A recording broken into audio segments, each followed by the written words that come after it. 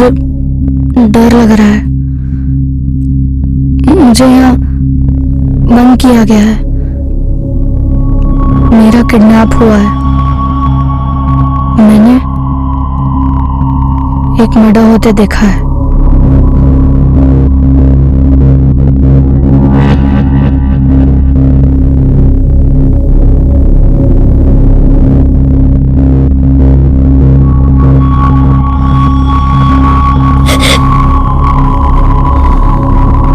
क्या देखा तूने?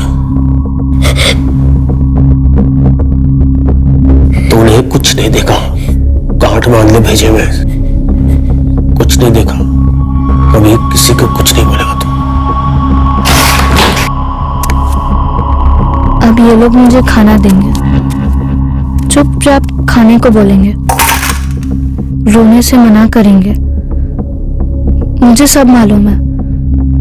ये लोग मुझे तब तक जिंदा रखेंगे जब तक उन्हें वो नहीं मिल जाता जो उन्हें चाहिए। जब तक मैं लौटूं, प्लेट में एक भी चावल का दाना छूटना नहीं चाहिए। सब खा लेना बिना शोर किए।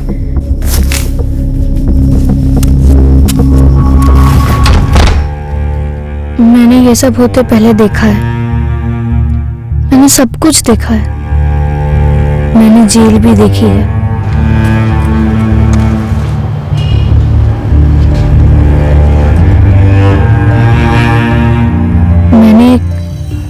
किडनैपिंग भी देखी है। मेरे जैसा ही छोटा लड़का था और उसे मेरे कमरे में मेरे बेड के नीचे रखा गया था। मुझे पता था वो लड़का कौन था। उसका नाम भी पता था मुझे। मैं जानता था कि उसको सब लोग ढूंढ रहे थे।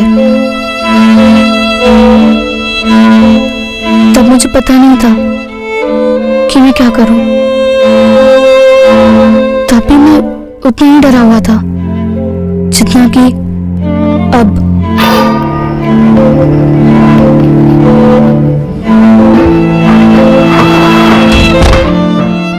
तब मैं सिर्फ 7 साल का था।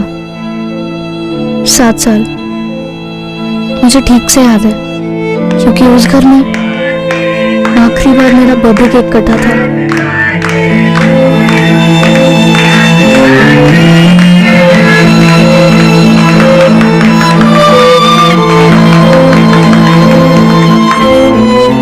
आज मेरा किडनैप हुआ है, तब रजत का हुआ था। तब मुझे कुछ समझ नहीं आ रहा था। रजत का किडनैप मेरे मम्मी पापा ने किया था 4 साल पहले, 2013 में। आ गया तो? जब एक दिन मैं स्कूल से आया, मैंने पहली बार रजत को देखा। तब मुझे समझ ही नहीं आया था कि वो हमारे घर में आया कैसे।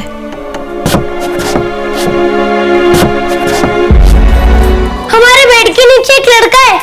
पता है मुझे लकी बेटा। पता है? वो कौन है मम्मी? तू ऐसा कर, उधर देखी मत। तू ऐसे सोच कि जैसे बेड के नीचे कोई नहीं है। मैं ऐसा क्यों सोचूं मम्मी? क्योंकि मैं कह रही हूँ।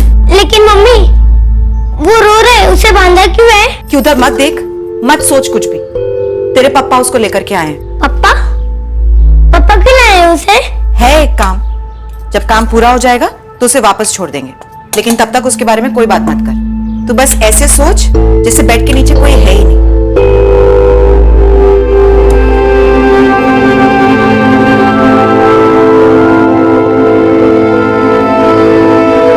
14 मार्च 2013 को जब रजत स्कूल से घर नहीं लौटा, हमें उस वक्त अंदाजा नहीं था कि रजत का अपहरण हुआ है। हमें खबर नहीं थी कि अपहरण क्यों हुआ है, किसने किया है और रजत किस हाल में।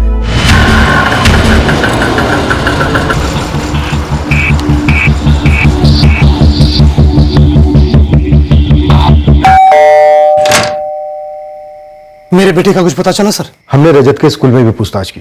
स्कूल से घर वो जिस रास्ते से आता जाता है वहां पर भी, लेकिन कुछ पता नहीं चला। लेकिन रजत हमेशा स्कूल से सीधा ही घर आता है और कहीं नहीं जाता। बस शाम को कॉलोनी के बच्चों के साथ खेलने जाता है। और ऐसे कैसे रजत कहीं जा सकता है? स्कूल से तो अपने दोस्तों के साथ ही निकलता है वो। लेकिन एक पॉइंट है, जहाँ से रजत के बाकी दोस्त दूसरे रास्ते से निकल जाते हैं और रजत यहाँ अपने घर आता है अकेले। हमने उस रास्ते पे भी पूछताछ की, पर किसी ने भी ऐसा कुछ नहीं देखा कि किसी ने उसे जबरदस्ती उठाया हो। जिंदारे बच्चे को उठाना कोई हलवा पूरी तो है नहीं। बच्चा चीखता चिल्लाता, कोई ना कोई देखता जरूर। स्कूल से घर के रास्ते पर जहाँ से रजत अकेला जाता है, वहाँ कोई सुनसान इलाका पड़ता है? नहीं साहब, और वैसे भी दिन में तो हर जगह लोग होते हैं। रजत को अगर किसी ने उठाया है तो कोई ना कोई जान पहचान का ही होगा। हमने अपने सारे दोस्तों और रिश्तेदारों को फोन करके पता किया, रजत कहीं भी नहीं गया। और ऐसे वो स्कूल से सीधा कहीं जाता भी नहीं है बिना घर आए। मैडम, रजत के सारे दोस्त घर पहुंच गए? हाँ निर्मला, सारे के सारे। तो कहीं कोई एक्सीडेंट तो? नहीं, हमने इस बारे में भी पूछताछ की। तो फिर कहाँ गायब हो गया हमारा रजत? भावेश, अगर रजत को अगवा किया गया है तो किसी जान पहचान वाले ने किया होगा। किसी करीबी दोस्त या रिश्तेदार पर शक है तुम्हें? कोई लड़ाई झगड़ा, पैसों के लेन देन को लेकर कोई गड़बड़, कोई ऐसा जो ऐसा कर सकता है? समझ में नहीं आता कौन कर सकता है ऐसा। रेखा, मैं आता हूँ थोड़ी देर में। लकी, चल सो जा। मैं उस बेड पर नहीं सो सकता मम्मी। तू ऐसा सोच कि बेड के नीचे कोई है ही नहीं, ठीक है? रोज की तरह जा और बिस्तर पर सो जा।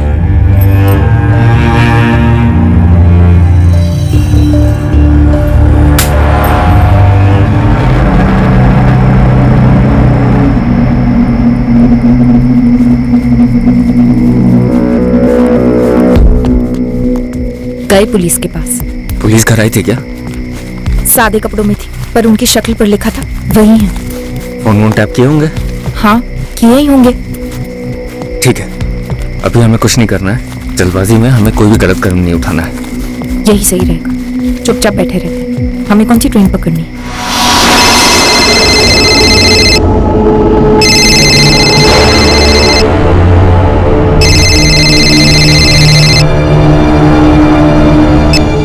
हेलो, भावेश मेहता। कौन बोल रहे? अपने बेटे को देखना है तुझे? कहाँ है रजत? कौन हो तुम? क्या चाहिए तुम्हें? 75 लाख। 75 लाख? देखिए भाई, मेरा इमिटेशन ज्वेलरी का एक छोटा सा बिजनेस, आपको बहुत बड़ी गलतफहमी हुई है। कोई गलतफहमी नहीं हुई भावेश, मुझे पता है तुम 75 लाख बड़ी आसानी से दे सकते हो। कौन हो तुम? मैं वो हूँ जिसे 75 लाख की जरूरत है, उससे एक पैसा कम नहीं। मैं दोबारा फोन करूंगा बताने के लिए कि पैसे कहाँ लेकर आने। कोई गलतफहमी नहीं हुई भावेश, मुझे पता है तुम 75 लाख बड़ी आसानी से दे सकते हो। मैं वो हूँ जिसे 75 लाख की जरूरत है, उससे एक पैसा कम नहीं। मैं इस आवाज को नहीं पहचानता सर। उसने तुम्हारा नाम लिया। उसने कहा कि 75 लाख रुपए तुम आराम से दे सकते हो। उसने ये भी कहा कि उसे पैसों की जरूरत है। अब या तो ये खुद तुम्हें जानता है या फिर ये किसी ऐसे शख्स को जानता है जो तुम्हें जानता है, और वो शख्स ये भी जानता है कि तुम इतना पैसा दे सकते हो। भावेश, कोई ऐसा है जिसने तुमसे पैसे मांगे हो और तुमने उसे देने से मना कर दिया? बिजनेस में किसी के साथ कम ज्यादा हुआ, किसी को पेमेंट किया उसे कम लगाओ, चीटिंग हुई ऐसा लगाओ। अब बिजनेस में इतने लोगों के साथ डीलिंग होती है मेरी, पता नहीं कौन कर सकता है ऐसा। मेरे 4 कामगार हैं जो कभी कभी उधार लेते हैं मुझसे, लेकिन आप तो उन्हें भी तोड़ चुके हैं। हमने उन्हें तोड़ा है भावेश, पर हमें कुछ पता नहीं चला है। कोई और है जो अभी तक हमारे सामने नहीं आया, जिसे तोड़कर पता चल सके। देखो भावेश, जितने लोगों के साथ तुम्हारी डीलिंग होती है, जो तुम्हारे बिजनेस के बारे में जानते हैं, वो ये जान सकते हैं कि आपातकालीन स्थिति में एक वक्त में तुम कितना रोकड़ा खड़ा कर सकते हो। याद करो भावेश, कौन है तुम्हारे इतना करीबी जिसे पैसों की जरूरत है, जो इतना लोन नहीं ले सकता, तुमसे उधार नहीं मांग सकता, लेकिन ये किडनैपिंग करके ऐंठ सकता है, ऐसा ख्याल पाल रहा है। भावेश, अपना पूरा ध्यान लगाकर सोचो कौन हो सकता है। तब तक हम ये पता करते हैं कि ये कॉल तुम्हें कहां से आया।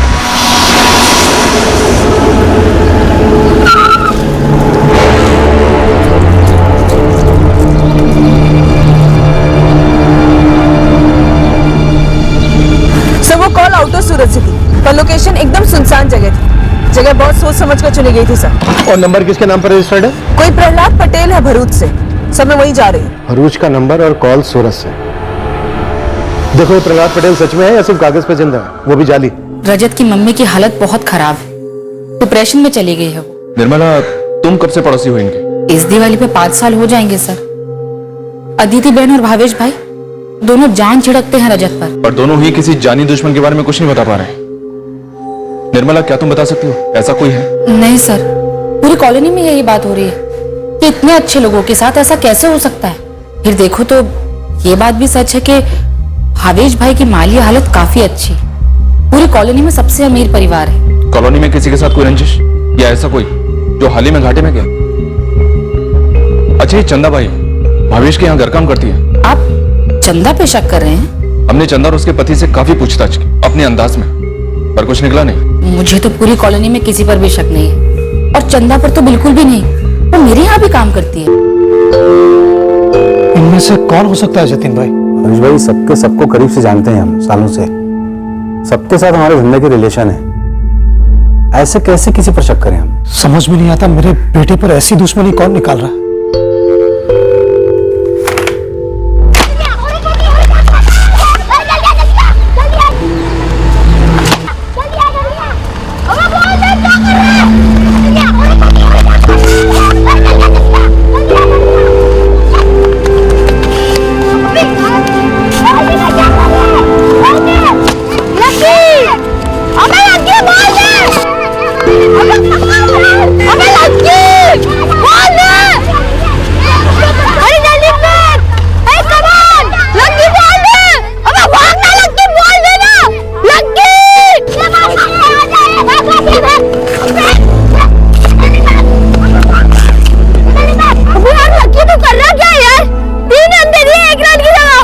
सॉरी अश्विन भाई।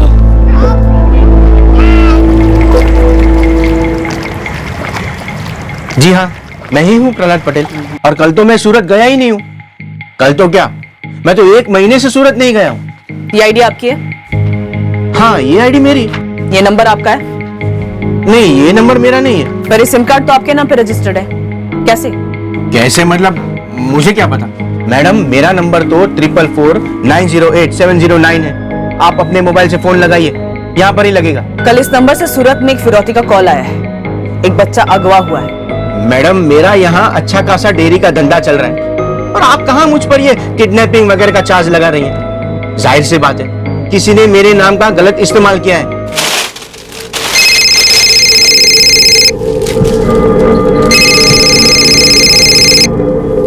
हाँ प्रवीण भाई, कैसे हो? मैं ठीक हूँ जयराम, तू कैसा है? हाँ बस ठीक हूँ, चल रहा है। सब ठीक ठाक चल रहा है ना जयराम? हाँ सब ठीक चल रहा है। क्यों भाई? मैं ऐसे ही पूछ रहा हूँ, घर में सब ठीक ठाक तो है ना? प्रवीण भाई ऐसे क्यों पूछ रहे हो? नहीं, वो अश्विन बता रहा था कि लकी कुछ खोया खोया सा रहता है जब खेलने आता है। घर में कोई मसला तो नहीं है ना? नहीं प्रवीण भाई, कोई मसला नहीं है। और मसला मतलब कौन सा मसला पूछ रहे हो? अरे ऐसे ही पूछ रहा हूँ जयराम, तेरा काम कैसा चल रहा है? नए ऑर्डर मिले कुछ? अभी नहीं भाई, ट्राई चल रहा है। कुछ पैसे तो नहीं चाहिए? नहीं भाई। देख, अगर जरूरत हो तो सामने से बोल देना। वैसे मेरा काम बहुत अच्छा तो नहीं चल रहा है, लेकिन कुछ ना कुछ निकाल दूंगा तेरे लिए। जी भाई।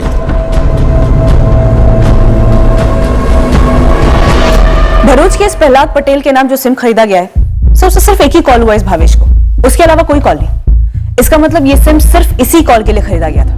और सर, प्रहलाद पटेल का रजत के पिता भावेश मेहता के साथ कोई रिश्ता नहीं है। 3 दिन पहले 75 लाख मांगे गए, फिर एकदम चुप। उसके बाद अभी तक एक भी कॉल नहीं आई ये बताने के लिए कि पैसे कहां डिलीवर करने।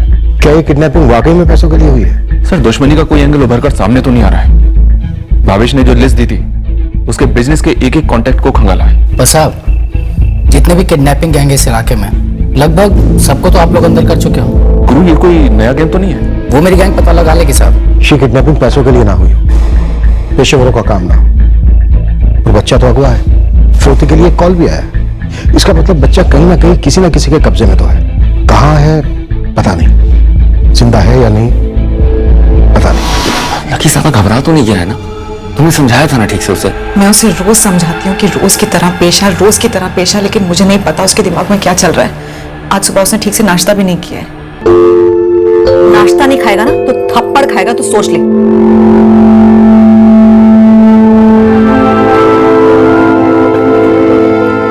लकी, तूने खाया? तो जाना बेटा, देर हो रही होगी स्कूल के लिए। और बाद में मैंने देखा कि प्लेट वैसे की वैसे रखी है। सुनिए ना, आप एक बार लकी से बात कर लीजिए। अगर उसने घबराहट में आकर के किसी को कुछ बोल दिया तो हमारी खैर नहीं है।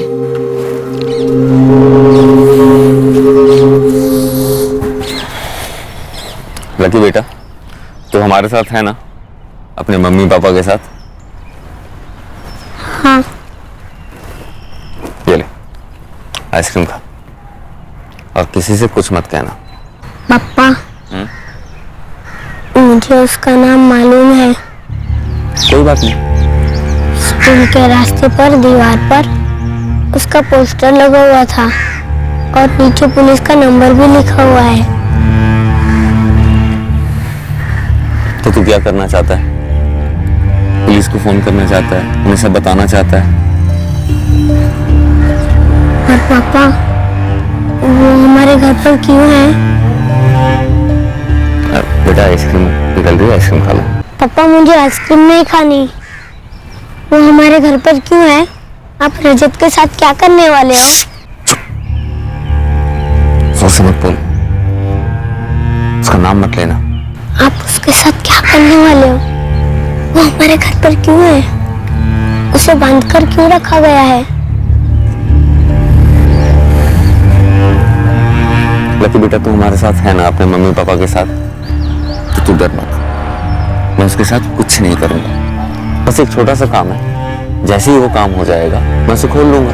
पर वो हमारे घर पर क्यों है? बेटा अभी तू नहीं समझेगा। उसे किडनैप किया है ना पापा?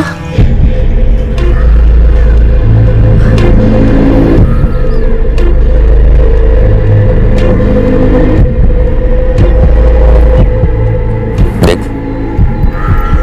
अभी के लिए बस इतना समझ ले कि मैं उसे कुछ नहीं करूंगा, लेकिन तब तक तू चुप रहेगा। अश्विन भाई से, बड़े पापा से कुछ नहीं बोलेगा। स्कूल में भी इसके बारे में किसी से बात नहीं करेगा। अगर तू करेगा तो तकलीफ में कौन आएगा? आप और मम्मी। हाँ, और तू मुझे और मम्मी को तकलीफ में देख सकता है? तो तू चुप रह, नॉर्मल रह। आइसक्रीम खा। फिर भी मैं डरा हुआ था, बहुत डरा हुआ था। मैं उस कमरे में जाने से भी डरता था। तुझे कितनी बार बोला है मैंने, बेड के नीचे मत देखा कर। ये घर कब जाएगा मम्मी? तू उसकी फिक्र मत कर, वो हम देख लेंगे, भेज देंगे उसे। लेकिन तब तक तू रोज की तरह क्यों नहीं रह सकता लकी? चल जा, बाहर जाके खेल जा। मैं रोज भगवान से प्रार्थना करता हूँ, रजत को वापस उसके घर भेज दे भगवान, जल्दी वापस भेज दे। कल सुबह 10 बजे कपड़ा मार्केट में पैसे लेकर आ जाना। और देख, बोलने की जरूरत नहीं है, फिर भी बोल रहा हूँ, कोई भी चालाकी की ना तो तेरा बेटा रजत खत्म। नहीं। देख भावेश, पैसे वापस कमाए जा सकते हैं, मरा हुआ बच्चा वापस नहीं आ सकता। एक बार मेरी बात करा दो रजत से, वीडियो कॉल करा दो। रजत की माँ बहुत बेहाल है, बोलना बंद कर दिया। अरे तो मैं भी बेहाल हूँ भावेश, फिर भी 75 लाख से 50 लाख पे आ गया हूँ। इतना रहम किया ना, अब बात को खींच मत। कल मेरे 50 लाख मेरे पास होंगे तो तेरा बेटा रजत तेरे पास होगा। सब तेरे हाथ में है। कल सुबह ठीक 10 बजे कपड़ा मार्केट। सर, कॉल ट्रेस हो गई है, अपने सूरज से ही था, वराछा के पास। टीम एग्जैक्ट लोकेशन भेज रही है सर। निकलो तुरंत। करीब 6 हफ्ते बाद उसने पैसों के लिए फोन किया है।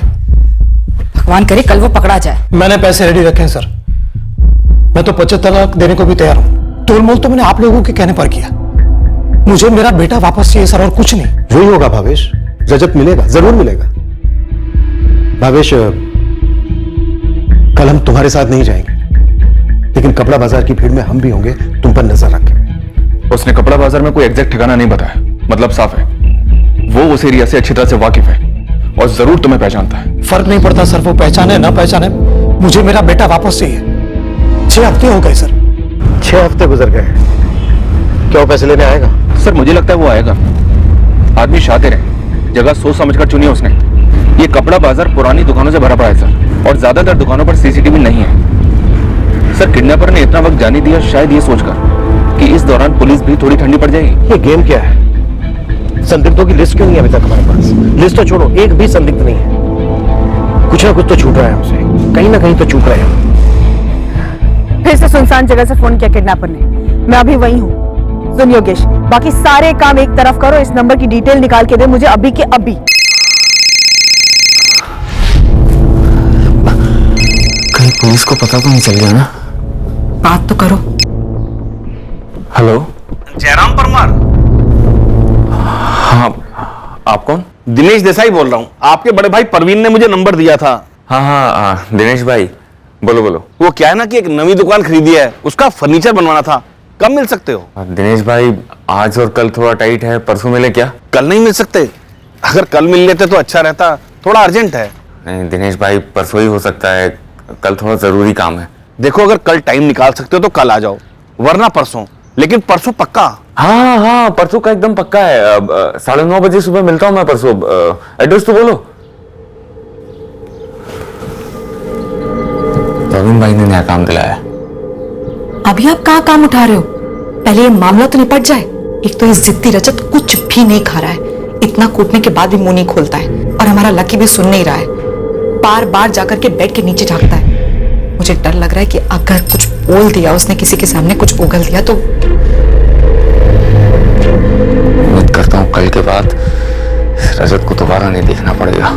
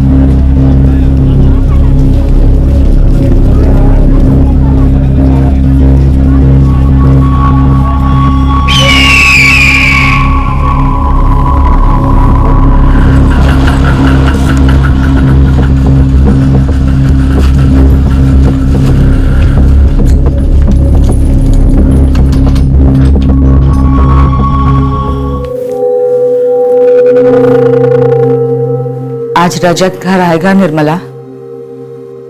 प्रार्थना कर रही हूँ अदिति बहन। और भावेश भाई गए हैं ना पैसे लेकर? देखना, ये संकट भी टल जाएगा और अपना रजत बहुत जल्दी घर आ जाएगा।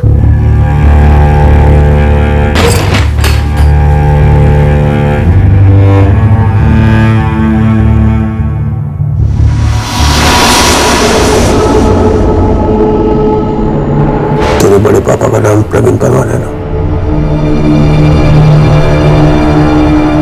ये उसी का नंबर है। मुझे बड़े पापा का नंबर नहीं पता। देख पिल्ले, तू यहाँ से भाग नहीं सकता, चांस ही नहीं है। तू ये मत समझ कि तू मुझे झूठ बोल सकता है। इसका पासवर्ड तो तुझे पता ही होगा। पासवर्ड। ये लोग मुझे कभी घर जाने नहीं देंगे, रजत की तरह।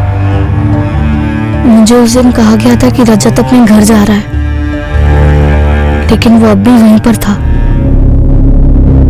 तुमने तो कहा था कि रजत आज अपने घर जाने वाला है, पर वो तो वहीं पर है। अभी उसका टाइम हुआ नहीं है जाने का। तुमने और पापा ने रजत को किडनैप क्यों किया है? लकी बेटा, तू नहीं समझेगा। तेरे पापा और मैं एक बुरे वक्त से गुजर रहे हैं, लेकिन आज शायद वो बुरा वक्त खत्म हो जाएगा। पापा को लौटने दे, काम हो जाता है तो हम रजत को जाने देंगे। वो हमारे लिए कुछ मायने नहीं रखता बेटा, लेकिन प्लीज तब तक शांति से बैठा रहे।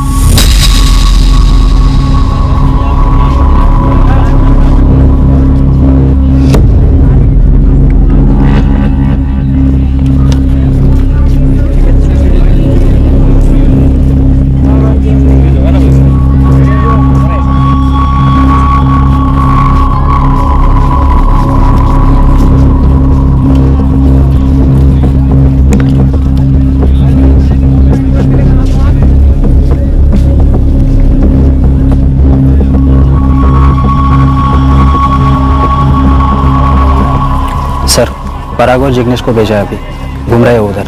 अभी तक कोई स्पॉटिंग नहीं? अभी तक कोई स्पॉटिंग नहीं। टारगेट के पास से तो कोई नहीं गुजरा है। 5:30 हो चुके हैं, लगता है कोई नहीं आने वाला।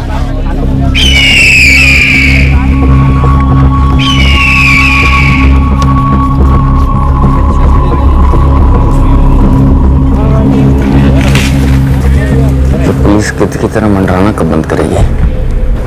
जब तक भावेश को पुलिस पे भरोसा है वो लोग मंडराएंगे। जब हताशा को वो उनसे दूर हटेगा तभी हमें मौका मिलेगा। मैडम, इस पुरुषोत्तम गला को ट्रैक करते करते अंकलेश्वर तक हो आया, जिसके नाम का सिम कार्ड दूसरे फिरौती कॉल में यूज हुआ था। मतलब सेम पैटर्न, इस बार किसी पुरुषोत्तम वाघेला के डॉक्यूमेंट्स यूज हुए हैं। हाँ मैडम, लेकिन इससे भावेश मेहता का कोई ताल्लुक नहीं। भावेश,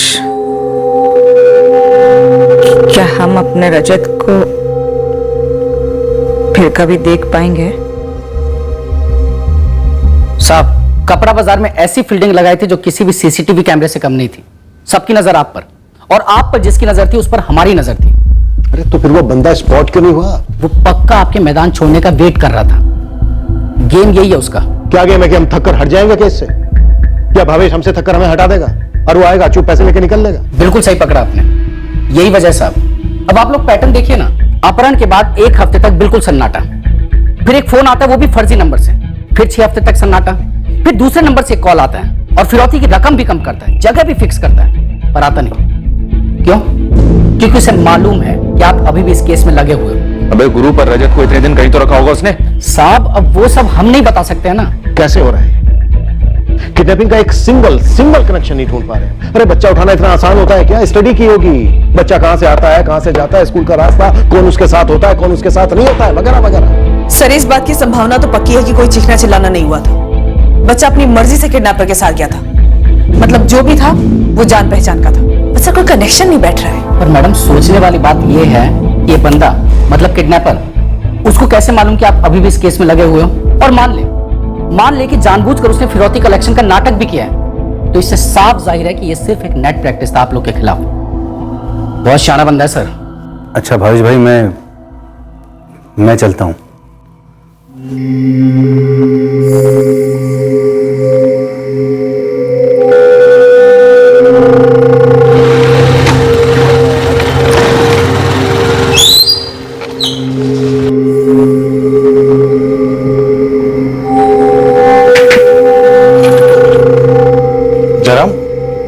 ऐसा भी क्या बिजी हो गया तू? ना मेरा फोन उठा रहा है, ना दिनेश भाई का फोन उठा रहा है। रवीन भाई, मैं शायद दिनेश भाई का काम नहीं उठा पाऊंगा। मैं आपसे बाद में बात करता हूँ भाई। दरअसल में कुछ अर्जेंट काम निकल आया है। राम, चल क्या रहा है? कुछ नहीं चल रहा है। क्यों? नहीं, तू इतना हड़बड़ाया हुआ सा है, रेखा इतनी परेशान लग रही है, हो क्या रहा है? नहीं, 8 महीने से तेरे पास एक भी ऑर्डर नहीं आया। मैंने एक ऑर्डर भेजा इतनी बड़ी कंपनी का, लेकिन भाई साहब के पास टाइम ही नहीं काम करने का। तो भाई हम भी तो जाने ऐसा कौन सा लाखों करोड़ों का काम कर रहे हो आप? असल में एक बड़ा कॉन्ट्रैक्ट मिलने का चांस है, तो उसी की तैयारी में लगा हुआ हूँ। ख्याली बड़े काम के चक्कर में ना तू दरवाजे पे आए हुए काम को लात मार रहा है जयराम। अरे भाई, मैं लात वात नहीं मार रहा हूँ, और अब कृपा करो और मुझे अपने हिसाब से काम करने दो।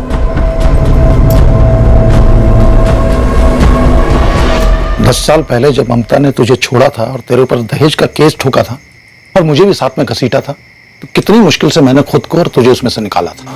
गड़े मुर्दे क्यों खाट रहे हो भाई? एक मुर्दे से सीख नहीं मिलती ना, तो बहुत सारे मुर्दे छाती पे बैठ जाते हैं आके। तो घर पे ख्याली पुलाव बनाने से बेहतर है कि 2 वक्त की रोटी कमाओ ईमानदारी से।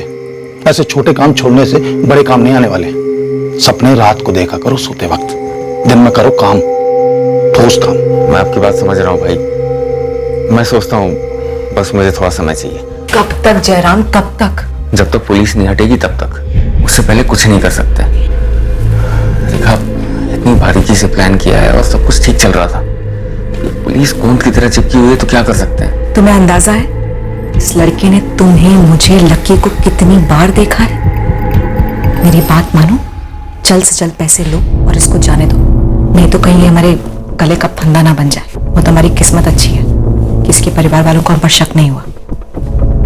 भावेश ने तुम्हारी आवाज नहीं पहचानी, लेकिन किस्मत को ज्यादा आजमाना नहीं चाहिए। भावेश, कल हम साई की तरह तुम्हारे आगे और पीछे खड़े, ये पता करने की कौन तुम्हारा पीछा कर रहा है और कौन तुम पर नजर रख रहा है। और किडनैपर शायद यही चाहता है कि तुम थक जाओ उनसे, हमारे बगैर उसके साथ सौदा करो और पैसा दे दो। शायद किडनैपर कल इसलिए नहीं आया कि वो जानता था कि हम तुम्हारे आसपास। जतिन भी ये कह रहा था। जतिन तुम्हारा मैनेजर, और क्या कह रहा था? यही सलाह दे रहा था कि पुलिस को शामिल मत करो इसमें, चुपचाप पैसे दे दो और रजत को ले आओ। पूरे 50 लाख है ना जतिन भाई? पूरे 50 लाख हैं। भावेश भाई, आप पुलिस को साथ लेके जाने वाले हो? हाँ, वो मेरे साथ रहेगी, लेकिन थोड़ा दूर रहेगी। क्यों?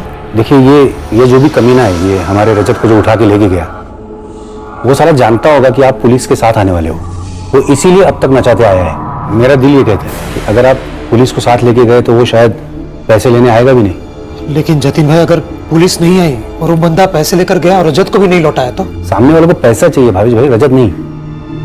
बस दिल मजबूत करो, बिना पुलिस के जाओ, पैसा दो और रजत को वापस लेके आओ। क्यों बोला मैं ऐसा? और क्या बोलता?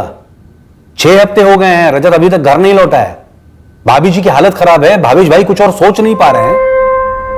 मेरा अपना बच्चा भी होता ना तब भी मैं यही करता। पर रजत तुम्हारा अपना बच्चा नहीं है जतिन, तुम्हारे मालिक भावेश का बेटा है। वैसे रजत को तुम बचपन से जानते हो, तुम्हारे सामने बड़ा हुआ है, वो तुम्हारे साथ आसानी से कहीं भी आ जा सकता है। रजत को अगवा हुए 6 हफ्ते हो चुके हैं, आप अभी तक 6 कदम भी आगे नहीं बढ़ पाए हो, हाँ या ना? रजत कहां है जतिन? इंस्पेक्टर साहब, किडनैपर कहां है? आप अभी तक उस तक पहुंच क्यों नहीं पाए हो? मैं बताऊं? क्योंकि वो आपसे 6 कदम आगे है, और क्योंकि आप उससे कदम नहीं मिला पा रहे हो, आप मेरा गला पकड़ रहे हो। हम सिर्फ गला पकड़ते नहीं है जतिन, गले में हाथ डालकर सच में निकलवाते हैं। लेकिन इस वक्त आप जो भी निकलवा रहे हो ना, वो केवल और केवल झूठ है। इंस्पेक्टर साहब, आप कीजिए ना मेरे साथ, जो भी करना है आपको कीजिए। 8 साल से वफादारी से काम किया है मैंने भावेश भाई के लिए। 2 साल का था ये रजत, तब से गोद में खिलाया मैंने उसको, और मेरी आमदनी अच्छी है। और ना भी होती ना तो मैं इतना बुद्धू नहीं हूं कि जुर्म का रास्ता अपनाऊं। और अगर मुझे जुर्म का रास्ता अपनाना ही होता तो चुन चुन के मैं भावेश भाई का बेटा नहीं चुनता, जहां पर शक मुझ पे ही हो सकता है। शक तो बहुत पहले हो चुका है जतिन, अब तो बस शक को यकीन में बदलना है। मुझे सिर्फ इस बात का यकीन है कि बस आप हट जाइए सामने से, फिर वो बंदा सामने आएगा और पैसे लेकर रजत को लौटा देगा। उसके बाद आप टूट पड़िए ना उस पर, जन्म से भी ढूंढ निकालिए उसको।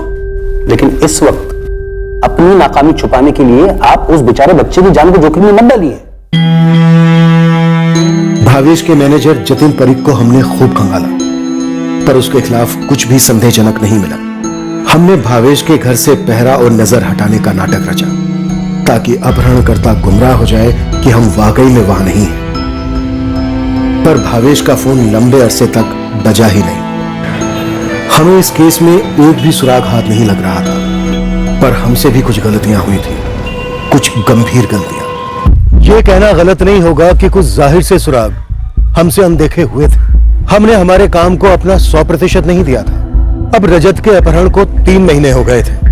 हम तो भावेश के घर से हट गए थे, पर घर के सारे फोन्स की टैपिंग चालू रखी थी, और आखिरकार भावेश का फोन फिर बजा। हेलो, इस बार पुलिस के पास गए ना तो रजत सीधा ऊपर, समझे? नहीं, मैं वादा करता हूं मैं पुलिस के पास नहीं जाऊंगा, बिल्कुल नहीं जाऊंगा। कब से तुम्हारे पैसे रेडी रखे हुए, तुम जब कहो जहां कहो आकर दे जाऊंगा, लेकिन मेरा रजत मुझे लौटा दो। तो कल सुबह 11 बजे जीवा भाई रोड आना, वहां आके पहला राइट लेना और वहीं इंतजार करना। और भावेश, सिर्फ तुम अकेले और कोई नहीं। अगर तुम अकेले दिखे तो हम आकर पैसे लेंगे और फिर रजत तुम्हारे पास होगा। वादा करता हूं सिर्फ मैं आऊंगा, सिर्फ मैं। सर भावेश को फिर से फिरौती कॉल आई थी। सर्विलेंस टीम ने हमें रिकॉर्डिंग भेजी है, लेकिन सर इस भावेश ने पर्सनली आके हमें नहीं बताया। ये फिरौती का कॉल किस नंबर से आया? सर उसी नंबर से जो पिछली बार यूज किया गया था, पुरुषोत्तम वाघेला का। और इस बार किडनैपर्स ने लोकेशन भी दी है डिलीवरी की, कल 11 बजे। मैंने आपको इसलिए नहीं बताया क्योंकि मुझे वाकई उनको पैसे देने हैं और मेरे रजत को घर लाना है। मुझे नहीं जानना सर वो किडनैपर कौन है, क्यों किया उसने ऐसा। मुझे बस मेरा बेटा वापस चाहिए। जैसे तुम्हारी मर्जी। हम किस मुंह से बोलें कि हम पे भरोसा रखो? जो तुम्हें ठीक लगे वही करो। इस बार हम बीच में नहीं आएंगे। पैसे दो और अपने बेटे रजत को घर वापस ले आओ। अदिति, इस बार रजत घर आएगा, मैं उसे लाऊंगा। इस बार पुलिस नहीं होगी। मतलब हमारा इंतजार रंग लाया। रेखा को पता है ना आगे के प्लान के बारे में? नहीं, आज आपको बताऊंगा। उस रात में अचानक डर के मारे उठ गया। तब मेरे मम्मी पापा मेरे पास नहीं थे। मैं सोचने लगा क्या रजत को कहीं ले गए होंगे।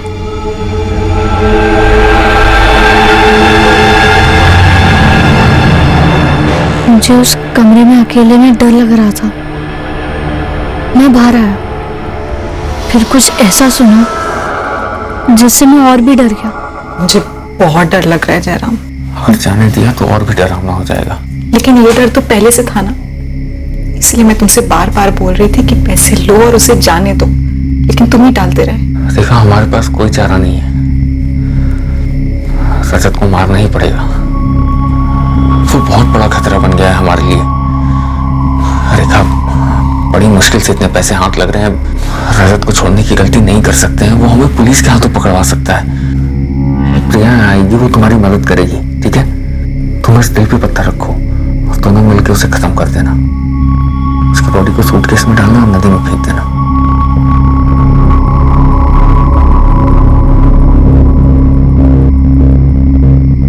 मैं नहीं चाहता था कि रजत मरे, पर मुझे समझ ही नहीं आ रहा था कि मैं उसे कैसे बचाऊं। ऐसे कैसे तुम्हारे पेट में अचानक से दर्द होने लगा? मुझे क्या मालूम मम्मी। कोई बात नहीं, मैं दवाई देती हूँ, लेकिन स्कूल जाना ही पड़ेगा। मुझे नहीं जाना, मुझे घर पर रहना है, आराम करना है। नहीं, स्कूल जाना ही होगा। तुम वापस आओ, मैं डॉक्टर के पास लेकर के जाऊंगी। तो अभी ले चलो ना डॉक्टर के पास। लकी, सर मत खा, ऐसा भी कुछ नहीं हुआ है तुझे। चुपचाप बैग ले और स्कूल जा।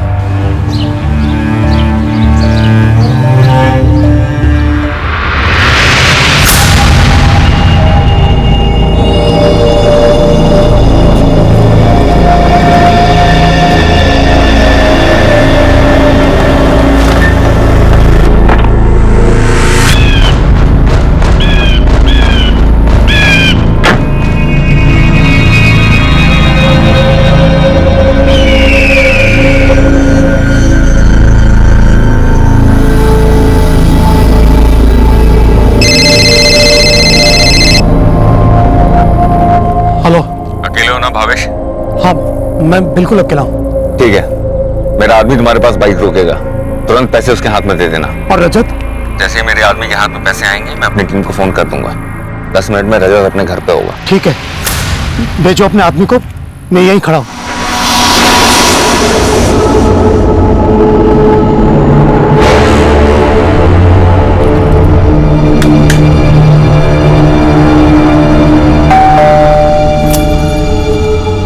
जयराम का फोन आया? अभी तक नहीं। उन्होंने कहा था पैसे हाथ में आने के बाद करेंगे।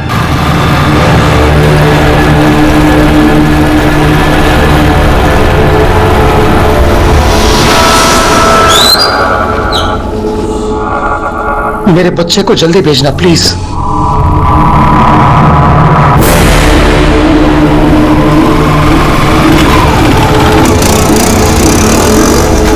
निकल गए यहाँ से, रास्ता ब्लॉक करो।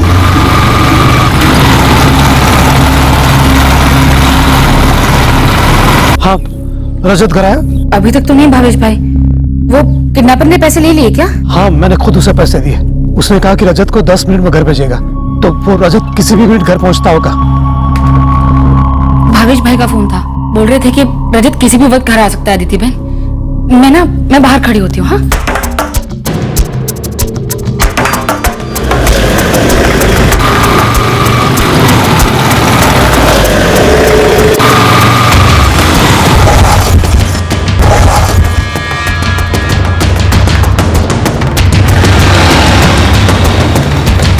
बाइक से उतर।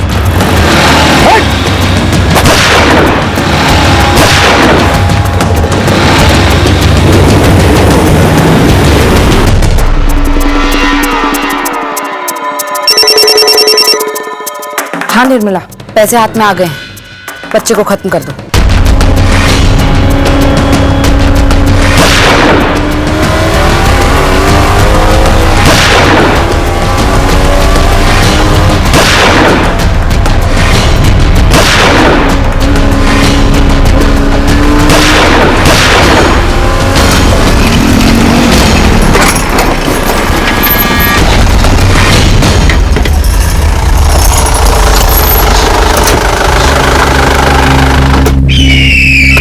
रजत का है? बोल साले, रजत का है? सर, मेरा बेटा घर नहीं पहुंचा सर। कहाँ है मेरा बेटा? बोल, रजत का है? जयराम, तू? रजत कहाँ है? बात कर, बड़े पापा से बात कर। हेलो, हेलो बड़े पापा। लकी, कहाँ हो तुम बेटा? और ये लोग कौन है? पापा कहाँ है तुम्हारे? मुझे नहीं मालूम बड़े पापा। प्रवीण परमार, तूने लकी की आवाज सुन ली? ठीक है, अब मेरी बात सुन। 20 लाख कीमत है लकी की जान की। महंगाई के जमाने में लकी की जान की कीमत सिर्फ 20 लाख। काफी सस्ता सौदा है। कौन हो तुम भाई? देखो मेरे पास इतने पैसे नहीं है। तुम्हारे पास है। तुम्हारी औकात की पूरी खबर निकाली हमने। पैसे दे दे प्रवीण, और बच्चे को सच में मार देंगे और उसकी मौत तेरे सर होगी। सोच लो। मैं फिर से फोन करूंगा, जल्दी। Hello hello hello.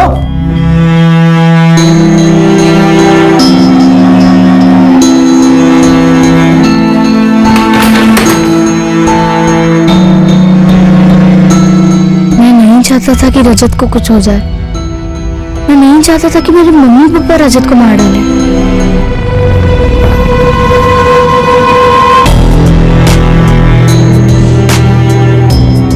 बच्चा कहाँ है? रजत कहाँ है?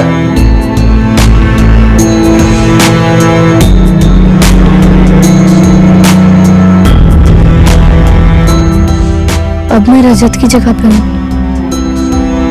मुझे ये नहीं रहना।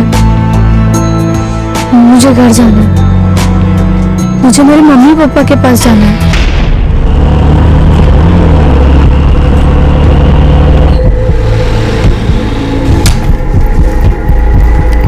भांग वांग चढ़ा के तो नहीं आया ना प्रवीण? नहीं साहब, सच बोल रहा हूँ। मेरे भाई जयराम के बेटे लकी का किडनैप हुआ है। फिरौती का फोन आया था, 20 लाख रुपए मांगे हैं। कहीं तेरा भाई जयराम खुद ही तो ये खेल नहीं खेल रहा है? ये किडनैपिंग वो पहले कर चुका है, बेल पर बाहर है। शायद तेरा भाई जयराम अपने बेटे को अगवा करने का नाटक कर तो उससे पैसा एंट्री की फिराक में है। नहीं साहब, वो जयराम की आवाज नहीं थी। और जयराम तो पिछले 4 दिन से अपने नए घर में दिखा भी नहीं, और उसका फोन भी बंद था।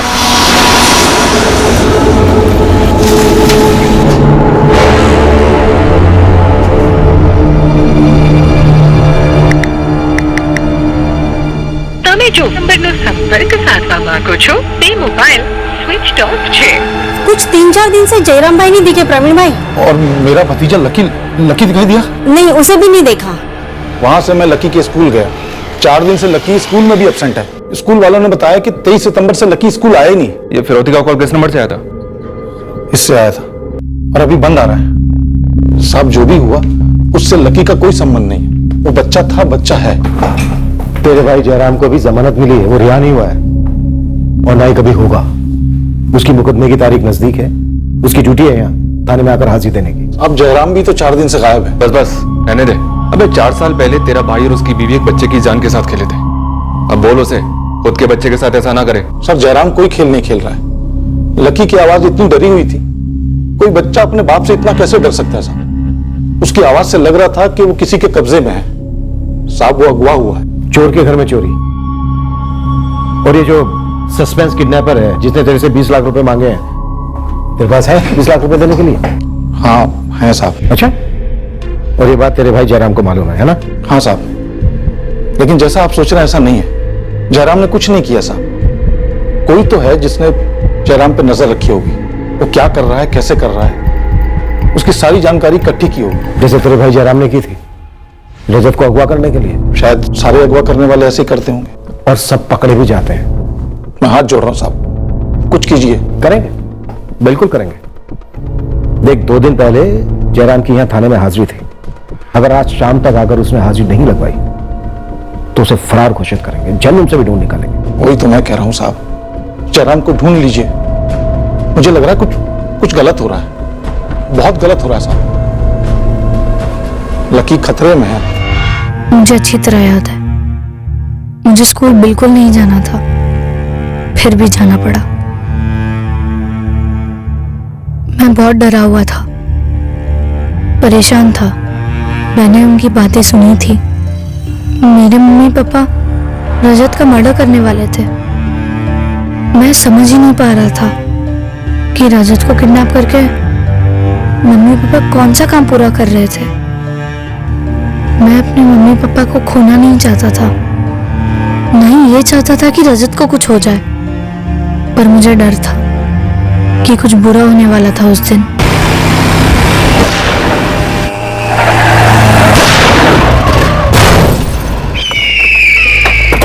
उस दिन बाद में पता चला कि इससे पहले वो अपना काम पूरा करते मेरे मम्मी और पापा को पुलिस ने पकड़ लिया। हाँ, रजत घर पहुंचा? अभी तक नहीं पहुंचा। सर रजत घर नहीं पहुंचा? जयराम के घर नहीं है तो गया कहाँ वो? बच्चा कहाँ है? रजत कहाँ है? बोलो। वो यहाँ नहीं है। वो तो हमें भी दिख रहा है यहाँ नहीं है। कहाँ है? क्या किया बच्चे के साथ? हमने रजत के साथ कुछ नहीं किया। जब हम यहाँ आए उसे खोलकर उसके घर भेजने तो वो आखिरी बात पूछ रही, बताओ रजत के साथ क्या किया तुम दोनों ने? जहर दिया, गला दबाया या फेंक दिया? ऐसा कुछ भी नहीं किया हमने। मुझे लगता है वो खुद को छुड़ाकर भाग गया। 3 महीने से नहीं भागा। जब हम आज ढूंढने आए तो आज ही भाग गया। बॉलीवुड की फिल्म समझ के रखी है। जयराम की खाल तो खिंचेगी खिंचेगी, तुम दोनों की भी नहीं बचेगी। वक्त अब भी बता दो, कहां है बच्चा? क्या किया रजत के साथ? निर्मला? निर्मला इसमें शामिल थी? हाँ, तुम्हारी पड़ोसन निर्मला सोलंकी। लेकिन वो तो हरदम हमारे साथ रहती थी, सहारा देती थी, आदित्य को डॉक्टर के पास ले जाती थी, हमेशा हमारी मदद करती थी। निर्मला तुम्हारी मदद नहीं कर रही थी, बल्कि जयराम की मदद कर रही थी।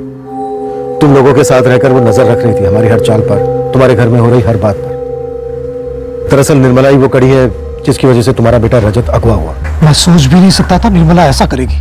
और जयराम भावेश भाई, इतना बड़ा धोखा। तुम लोग जयराम को कैसे जानते हो? भावेश भाई ने पूरे घर का फर्नीचर बनवाया था, सन 2012 की बात है। ये इस जयराम को कॉन्ट्रैक्ट दिया था।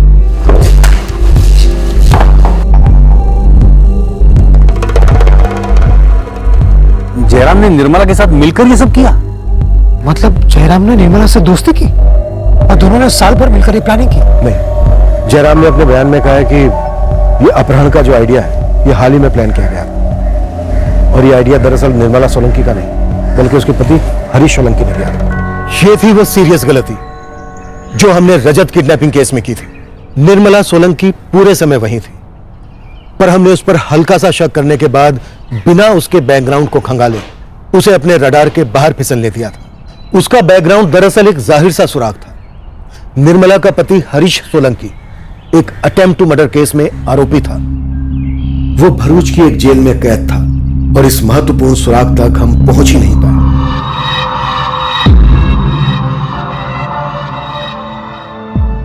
मुझे मेरी मम्मी के साथ रहना था, लेकिन बड़े पापा बोले मैं मम्मी के साथ जेल में नहीं रह सकता।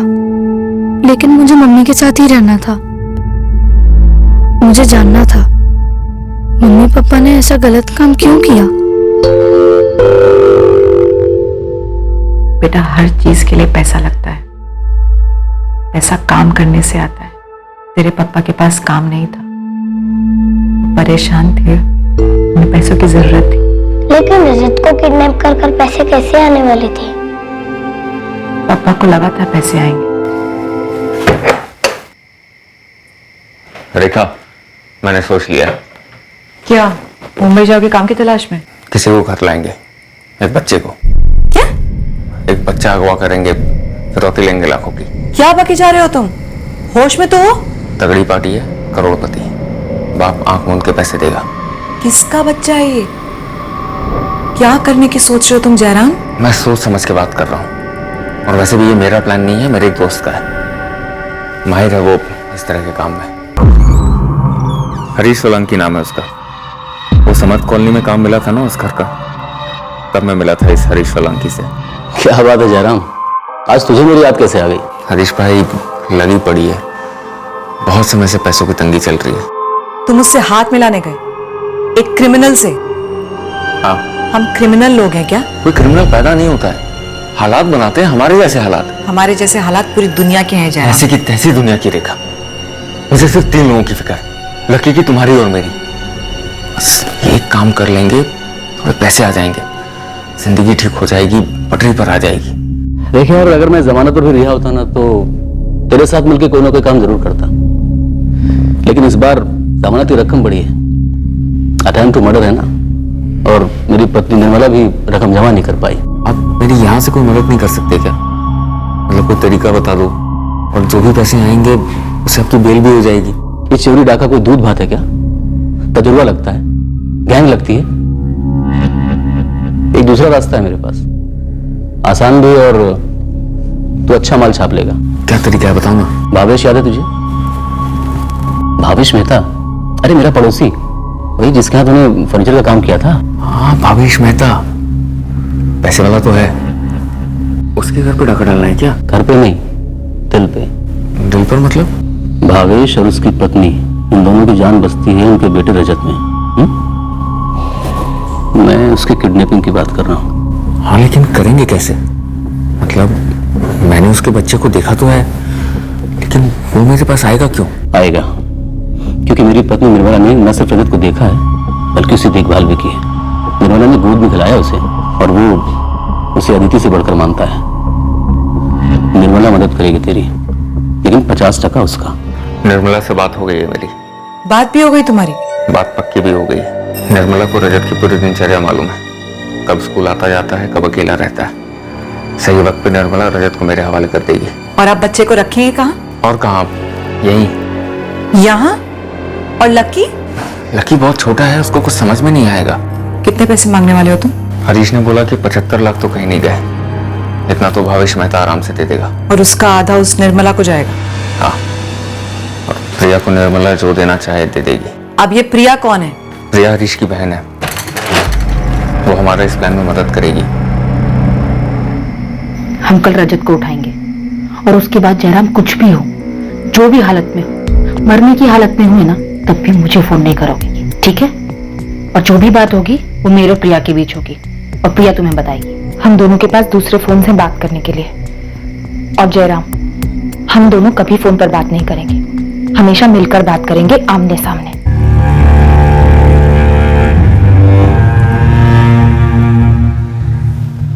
चल bye bye bye bye bye.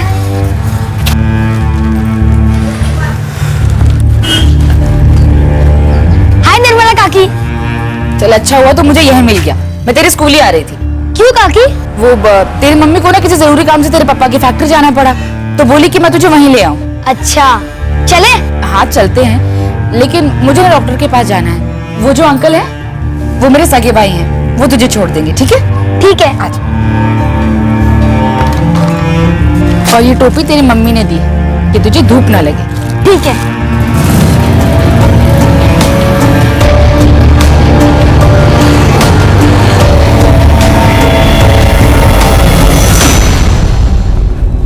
रजत दोस्त, 2 मिनट वेट करोगे? छोटा सा काम है, उसके बाद सीधा तुम्हारे पापा की factory. Okay boss? Okay boss uncle. बहुत गर्मी है ना, एक काम करते हैं, साथ में शरबत पीते हैं, फिर चलते हैं। ठीक है। आ जाओ। आओ दोस्त। मम्मी मैं तुम्हें छोड़कर नहीं जाऊंगा, नहीं जाऊंगा, मैं तुम्हारे साथ ही रहूंगा। तूने कुछ गलत थोड़ी ना किया है लकी, गलत तो तेरे मम्मी और पापा ने किया है। तू यहाँ नहीं रह सकता बेटा। लेकिन मुझे तुम्हारे साथ ही रहना है। मैंने बोला ना लकी, तू यहाँ नहीं रह सकता। हमने बहुत ज्यादा गलत कर दिया है। मैं मम्मी को छोड़कर जाना ही नहीं चाहता था, लेकिन वो मुझे वहां रहने ही नहीं दे रहे थे। बस उस एक ही रात रहने दिया। फिर बड़े पापा मुझे अपने घर ले आए। मैं अश्विन भाई के कमरे में रहने लगा। रोज अश्विन भाई के साथ ही स्कूल जाता और उनके साथ ही लौट आता। मम्मी पापा सिर्फ तब मिलते जब वो कोर्ट आते।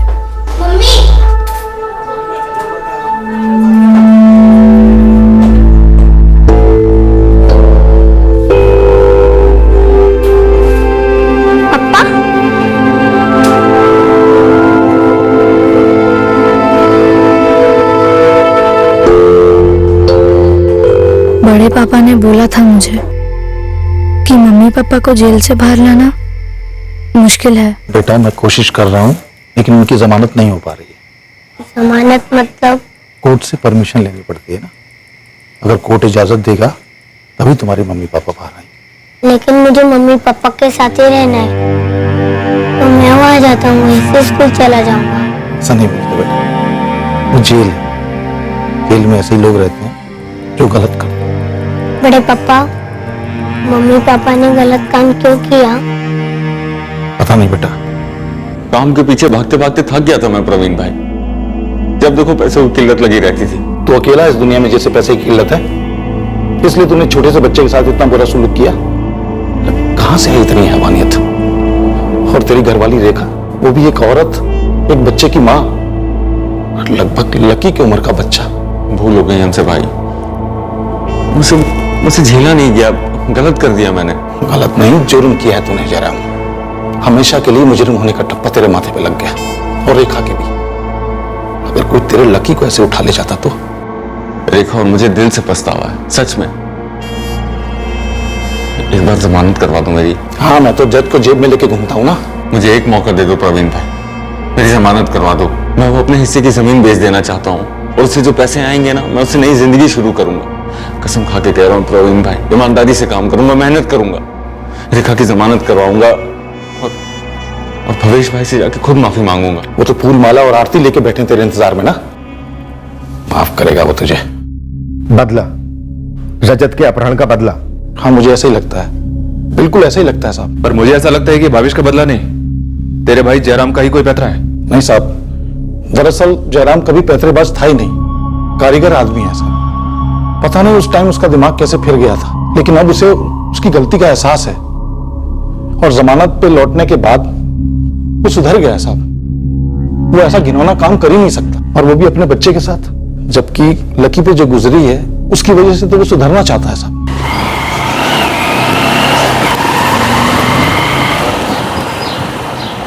मैंने लकी को बताया नहीं कि तेरी जमानत हो गई है, स्कूल में ही है वो। अक्टूबर 2016 चल रहा था। एक दोपहर को जब मैं स्कूल से आया, मैं इतना खुश हुआ कि मैं बता ही नहीं सकता। पापा लौट आए थे, अब मुझे मम्मी चाहिए थी। अब हम मम्मी को भी बाहर निकालेंगे और फिर से नया घर बनाएंगे, ठीक है? सर, नवसारी में हमारी पुश्तैनी जमीन थी, वो बेची तो अच्छी खासी रकम मिल गई।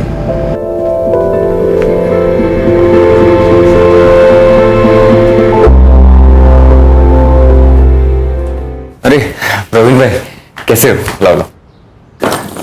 लकी बड़ा खुश है नए घर में। लेकिन तू अब इस घर को गंदा मत करना, समझ रहा है ना क्या बोल रहा हूं मैं?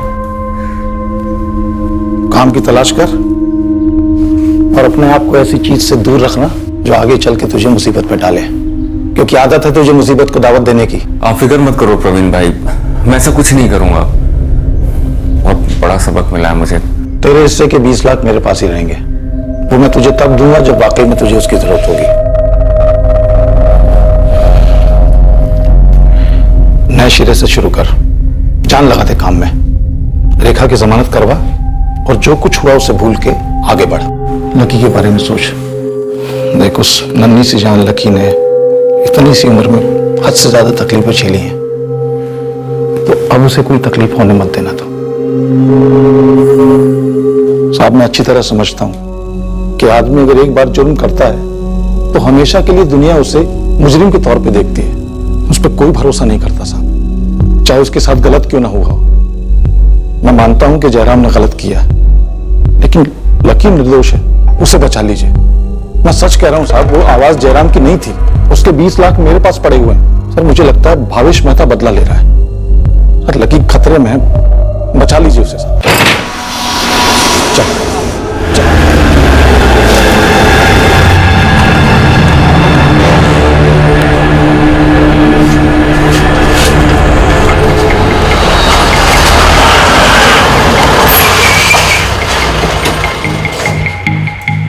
अगर जयराम के बच्चे के साथ वही हुआ है जो मेरे रजत के साथ हुआ था, तो मुझे तकलीफ नहीं होनी चाहिए ना, मुझे उल्टा खुश होना चाहिए ना।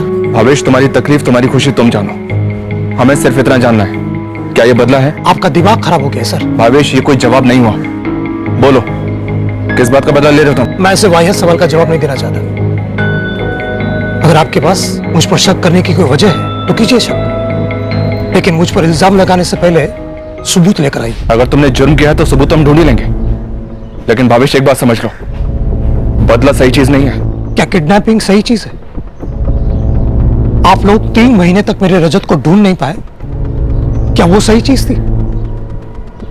4 साल हो गए उस हादसे को। मेरी बीवी आज भी रात को नींद में चीखती है, दिन भर खामोश रहती है, मुट्ठी भर गोलियां खा के पड़ी रहती है, क्या वो सही चीज है? लेकिन बदले से कुछ नहीं बदलता।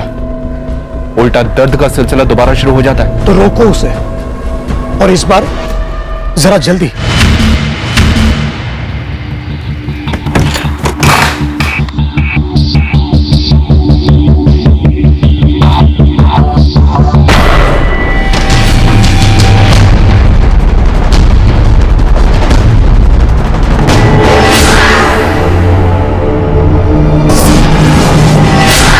ऐसा कुछ लग तो नहीं रहा कि यहाँ कांड हुआ हो, और बाहर ताला भी लगा हुआ था। कोई जबरदस्ती हुई हो ऐसा कुछ दिखाई नहीं दे रहा है। पर जयराम का फोन बंद है और फिरौती का दूसरा कॉल भी नहीं आया। मुझे लकी की फिक्र हो रही है मैडम।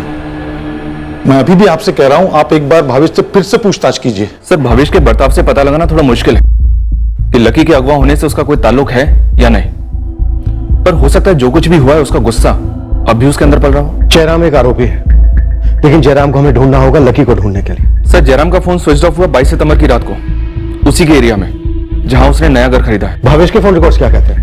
हो सकता है उसने कांड किसी के थ्रू करवाया हो, बदला लेने। ऐसा कोई शक करने वाला नंबर नजर तो नहीं आया सर।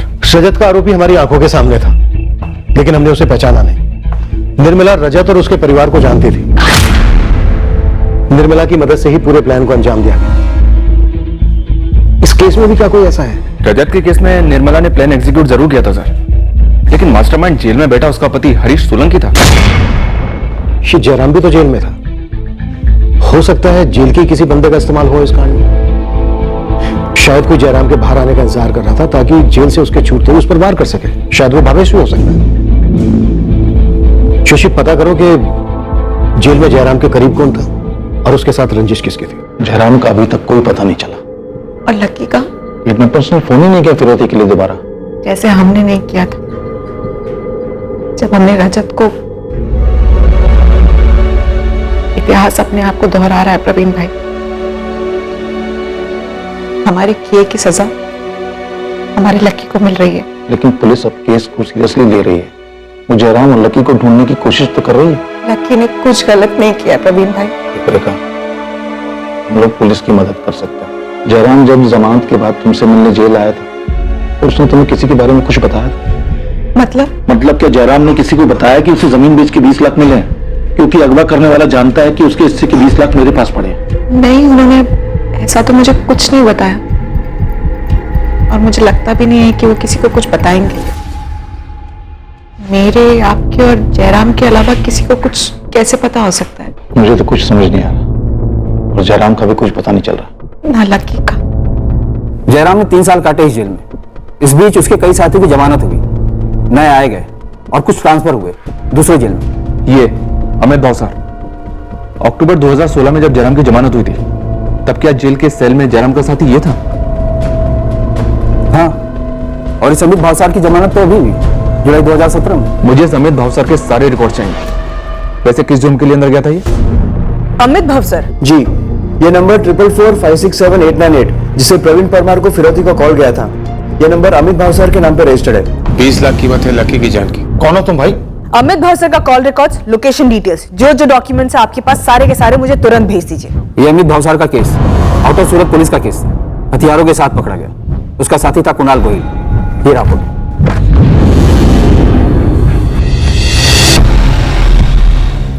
ये अमित भावसार और कुणाल गोहिल, इनकी सूरत रूरल पुलिस को टिप मिली थी कि वो सूरत हथियार डिलीवर करने आ रहे हैं। रास्ते में धर लिए गए।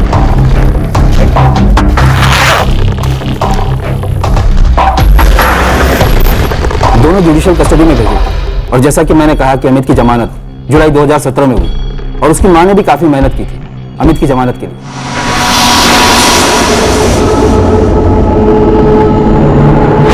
और पूरी संभावना है कि बंदा ऐसा कांड कर सकता है, क्योंकि अमित अपनी जमानत के बाद घर नहीं गया, उल्टा फरार हो गया, और उसकी मां बार बार यहाँ आकर हमारी क्लास लेती रहती है। साहब बताइए ना, कहाँ है मेरा बेटा अमित? आप कह रहे हैं कि आपने 20 जुलाई को इसे रिहा किया था। आज 10 अगस्त है, इतने दिन हो गए मेरा बेटा घर नहीं लौटा अभी तक। आशा बहन, जब तुम्हारा बेटा अमित हथियारों का धंधा करता था तो तुमसे पूछकर करता था, हमसे पूछकर करता था? पर साहब इतने दिनों से कोर्ट कचहरी के चक्कर लगा रही हूँ। अपनी जिंदगी की सारी कमाई उसके जमानत की रकम इकट्ठा करने में लगाई मैंने, और आप क्या? इसमें हम क्या करें? उसने गुनाह किया, जेल गया, और जमानत के बाद घर नहीं लौटा तो किसी नए कांड में शामिल हुआ होगा। हमें तो रेड अलर्ट इशू करना चाहिए अमित भावसार के लिए। हाँ तो कीजिए ना, कीजिए। अब जब घर आएगा ना तो कसम खा के कहती हूँ, मार मार के इतना सुधारूंगी ना कि दोबारा ऐसी हरकत नहीं करेगा। आप उसे ढूंढकर मेरे सामने लेकर आइए। आशा बहन, हमारे पास और भी 1000 काम है। अगर वो अपने इलाके के पुलिस के पास हाजिरी नहीं देगा तो लोग एक्शन लेंगे ना। आप यहाँ पर आकर माथा फोड़ी ना करो। पर फिर भी अमित की माँ यहाँ आती रहती है। अमित की माँ का एड्रेस और जो भी डिटेल्स है वो सब चाहिए मुझे। सर, अमित भवसार हमारा मुख्य संदिग्ध है या फिर आरोपी भी। अमित भवसार का साथी कुणाल गोहिल अभी जेल में है सर। उसको जमानत नहीं मिली है, उसको दूसरी जेल में ट्रांसफर किया गया है। कस्टडी मांगी मैंने उसकी। शायद भावेश ने जयराम पर नजर रखवाई हो। पता किया हो कि अमित भावसार जयराम का जेल की सेल का साथी है और फिर लकी को अगवा करने की सुपारी दी अमित को। पर भावेश के कॉल रिकॉर्ड्स में अमित का नंबर कहीं भी फीचर नहीं होता सर, और ना ही अमित भावसार के कॉल रिकॉर्ड्स में भावेश का। जेल की विजिटर लिस्ट में भी भावेश का नाम कहीं नहीं देखा। लेकिन सर, जयराम और अमित बराबर टच में थे। दोनों के बीच में बातें भी हुई हैं जब अमित को जेल से बेल मिली इसी साल जुलाई में। पहले अमित भावसार को ट्रैक करते हैं। अमित की माँ से बात करो और लकी के मिसिंग पोस्टर लगवा दो सारे शहर में। शायद बेचारे बच्चे की जान खतरे में हो सकती है।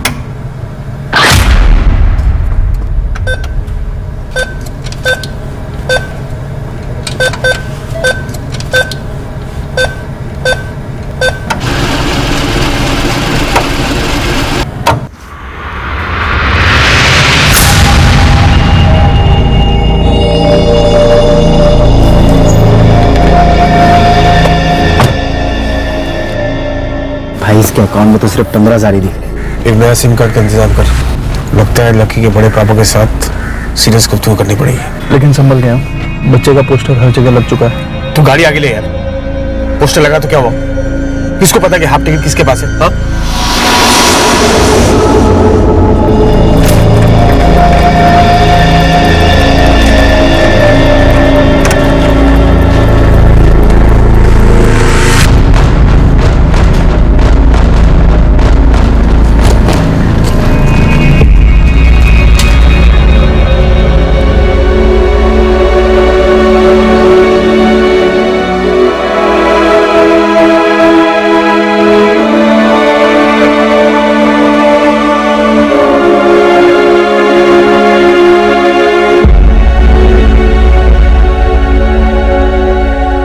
सात जून 2013 मैं स्कूल से बीच में ही भाग गया। मुझे डर था कि मेरे मम्मी पापा रजत के साथ वो करेंगे जो वो बोल रहे थे।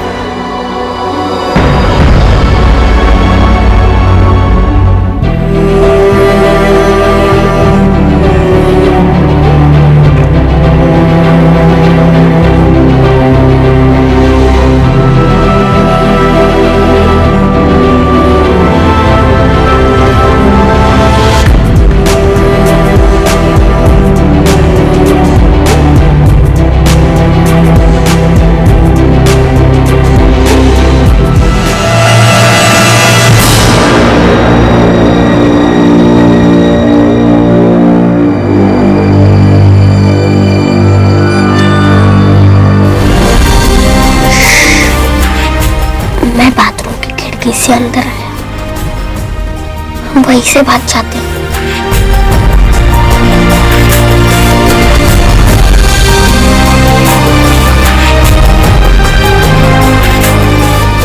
तुझे तेरे घर का रास्ता पता है? चल पता कर दे। सच में सर, हमने कुछ नहीं किया उसके साथ। तो फिर किसने किया है? हाँ? यहाँ बेड के नीचे से बच्चा कैसे गायब हो गया? जब हम अंदर आए वो यहाँ नहीं था। ठीक है,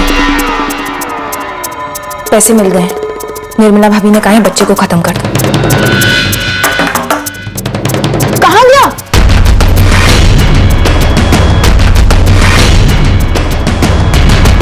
भाग गया क्या? आज ही के दिन?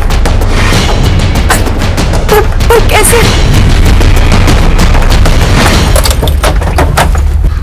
निर्मला बहन, रजत आया?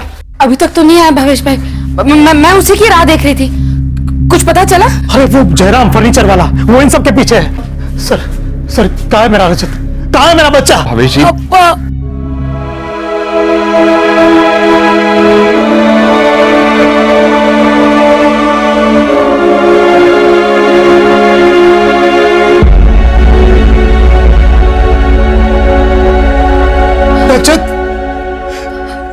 रजत मेरा बच्चा।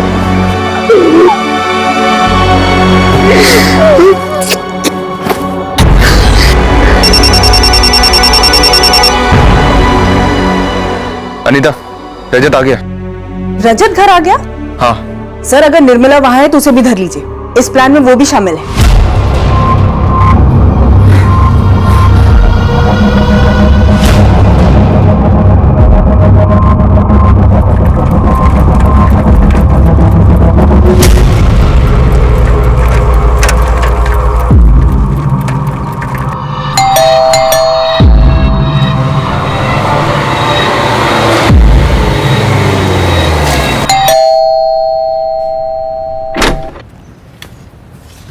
पप्पा, मैंने उसका पोस्टर देखा। वो लड़का लक्की, उसका किडनैप हुआ है।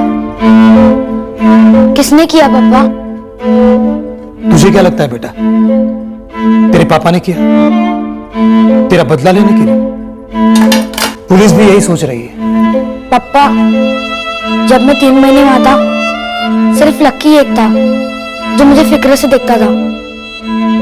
वो लोग मुझे मारते थे तो उसे बुरा लगता था। जानता हूं बेटा, मैं प्रार्थना करता हूं कि उसके साथ कुछ गलत ना हो और वो सही सलामत घर लौटा है, जैसे तू लौटा। दुनिया में किसी बच्चे के साथ ऐसा नहीं होना चाहिए बेटा, किसी माँ बाप के साथ ऐसा नहीं होना चाहिए।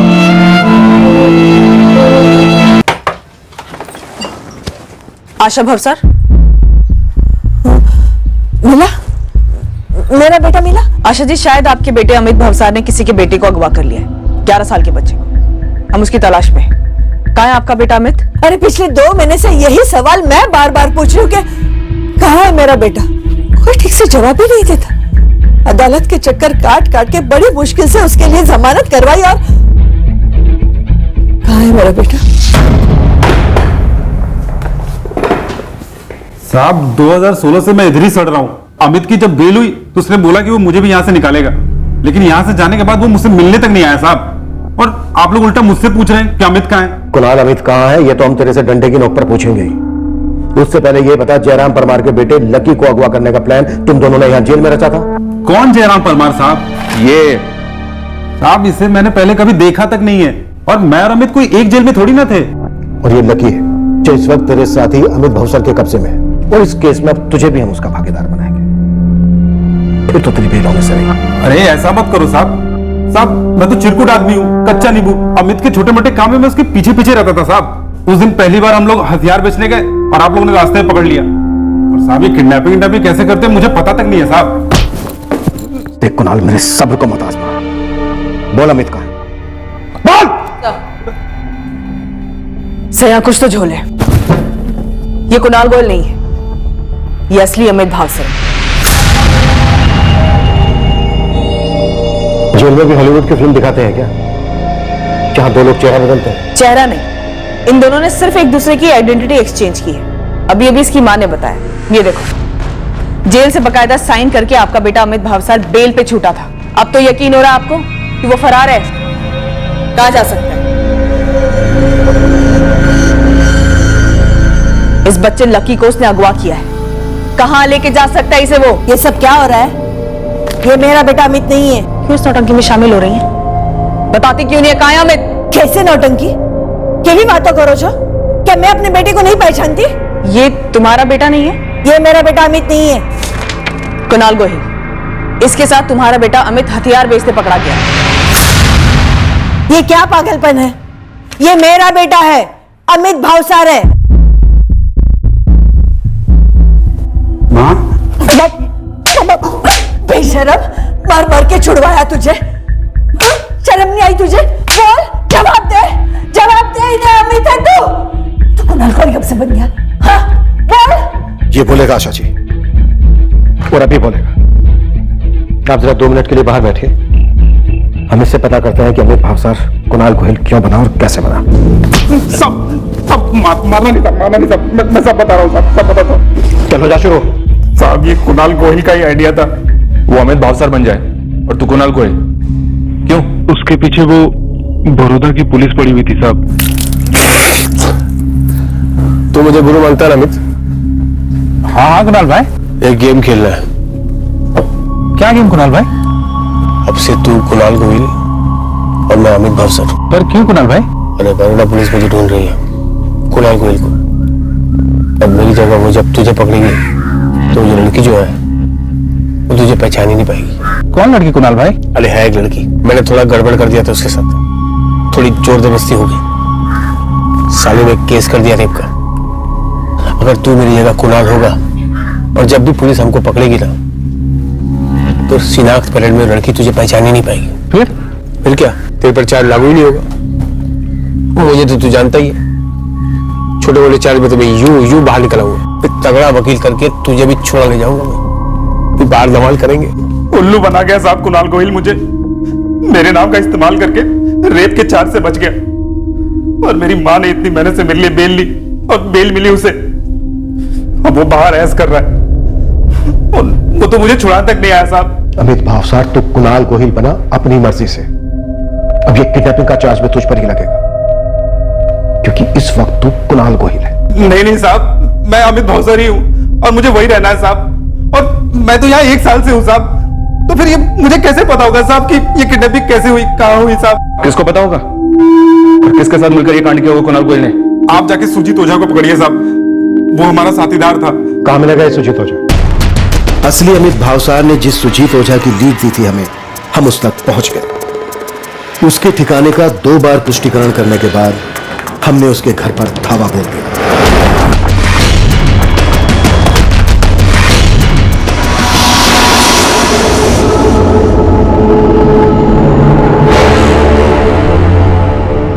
भाई, लक्की के बड़े पापा देंगे 20 लाख रुपए। देखते हैं लकी अपने लिए लकी है या नहीं। 2-4 बार ट्राई मारते हैं। बड़े पापा ने प्यार नहीं दिखाया भतीजे पर तो हम भी नहीं दिखाएंगे। सीधी बात। कौन है?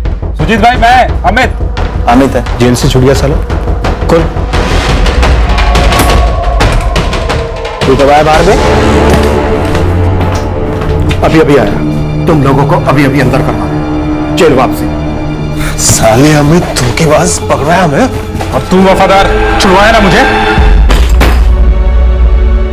बेटा डरना नहीं, हम पुलिस वाले। ओके, तुम अंदर।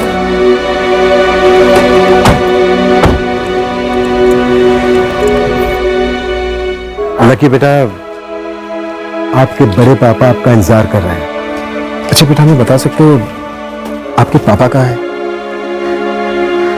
अमित अंकल और उनके साथ जो 2 लोग थे, उन्होंने पापा को मार डाला। मैं सो रहा था जब मैंने आवाज सुनी। मैं उठा और आकर देखा, पापा को मार डाला उन लोगों ने।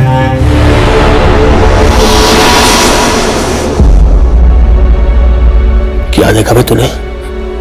बोल, क्या देखा तूने? वो लोग मुझे कहीं ले गए और बोला कि अगर मैं चिल्लाया या भागने की कोशिश की तो मुझे भी मार डालेंगे। अच्छा बेटा, ये जो अमित है, इसका असली नाम कुणाल है? मुझे नहीं मालूम अंकल, सच्ची। हाँ बेटा, मैं समझ सकता हूँ। अच्छा बेटा, ये आपके पापा का फ्रेंड था? पापा ने तो यही कहा था कि वो फ्रेंड है। अमित भावसार बनकर जमानत पर बाहर आए कुणाल गोहिल की जयराम परमार से दोस्ती जेल में ही हुई थी। बाहर आने के बाद भी ये दोस्ती बरकरार रही। अबे जब तेरे पास जमीन थी, बेच सकता था, पैसे मिलते, फिर क्यों की किडनैपिंग तूने? हाँ, अब देख, इतनी मुश्किल से तुझे बेल मिली और तेरी बीवी अब भी अंदर ही है। गलती हो गई यार अमित, बहुत बड़ी गलती हो गई। जिंदगी भर के लिए मुजरिम का थप्पा लग गया सर पे। रेखा को तो बेल मिल नहीं रही है, मैं भी कब तक बाहर हूं पता नहीं। बेस्ट बोलूं, भाग लिया से। मैंने भी यही किया था, जहां कांड किया वो इलाका ही छोड़ दिया हमेशा के लिए। तेरी बात अलग है, मेरी अलग है। अभी मैं नई जिंदगी शुरू करने की सोच रहा हूँ, तभी तो ये घर लिया है। अरे घंटा नई जिंदगी, अभी तूने बोला ना तेरे सर पे मुजरिम का ठप्पा है, तो काम कर क्या करेगा भाई तू? कुछ नया शुरू करूंगा। और पैसा मेरा बाप देगा तुझे। पैसे हैं रे, वो जमीन बेच के जो पैसे आए हैं वो मेरे बड़े भाई प्रवीण के पास है। तो ले ले उससे। लूंगा, जब वाकई में जरूरत पड़ेगी तो देगा। और अभी कोई गलत काम किया ना, या थाने में हाजिरी नहीं दी, फरार होने की कोशिश की, तो 1 पैसा नहीं देगा मेरा भाई। कितने पैसे हैं? 20 लाख। सच? बड़े बड़े पापा के पास 20 लाख है, मतलब दिवाली है। और खुद के पास कितने होंगे? जयराम के साथ 2-4 बार बाहर गया था, उसका बच्चा भी था साथ में। बच्चे को एटीएम कार्ड देकर पैसे निकलवाए उसने। कुणाल भाई, ये जयराम आपको दोस्त लग रहा होगा, मुझे तो मस्त मुर्गा लगता है। अब है ना प्रवीण भाभी। प्रवीण भाभी? हाँ, प्रवीण भाभी नहीं, प्रवीण भाई। हाँ वही प्रवीण भाई, उसका 20 लाख रोकड़ा। ये प्रवीण भाई भी कुकड़ुकू है, अरसा हो गया अच्छी तंगड़ी खाए, करते ना मुर्गा हलाल। नई वाली बिल्डिंग बन रही है ना, काफी सुनसान है और खुदाई भी हुई है, वहीं दफना देंगे उनको। और कितने मुर्गे काटे, कितनों को दफनाया है? यही एक था साहब, पहली बार बैड लक हो गया। बैड लक तो अब शुरू होगा तुम तीनों का। जिंदगी में कभी तुम तीनों मुर्गे की भौंक सुन नहीं पाओगे।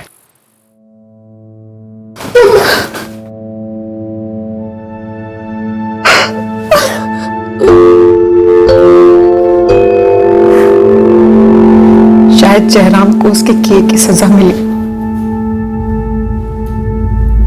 मुझे भी मिलेगी। लेकिन लकी ने क्या गलत किया था प्रवीण भाई, जो उसने इतना झेला, कितना कुछ भुगता है मेरे बच्चे ने हमारी वजह से। शायद हम लायक ही नहीं थे लकी के माँ बाप बनने के। जयराम ने कभी कोई गलत रास्ता नहीं चुना, तो अचानक से किडनैपिंग पे उतरा है और फिर तकदीर ने जब उसे सुधरने का दूसरा मौका दिया तो एक बदमाश और एक अपराधी से दोस्ती कर ली, संजान तक आ गया। मैं जयराम को कभी नहीं समझ सका और मैं तुम्हें, लेकिन लकी को जरूर समझूंगा, क्योंकि उसकी परवरिश मैं करूंगा।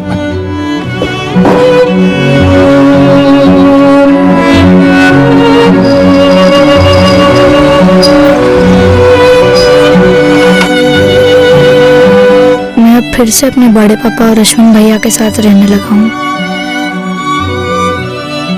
लेकिन मैं अपने मम्मी पापा को मिस करता हूँ। मम्मी कब जेल से बाहर आएंगी मुझे नहीं पता। मैं वेट कर रहा हूँ मम्मी का।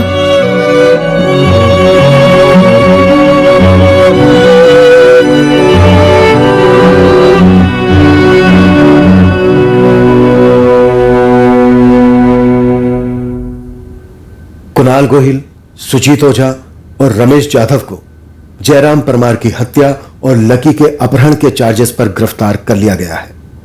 रजत की किडनैपिंग में जो 3 और आरोपी हैं, उनकी जमानत अब तक नहीं हुई है और अदालत में सुनवाई जारी है।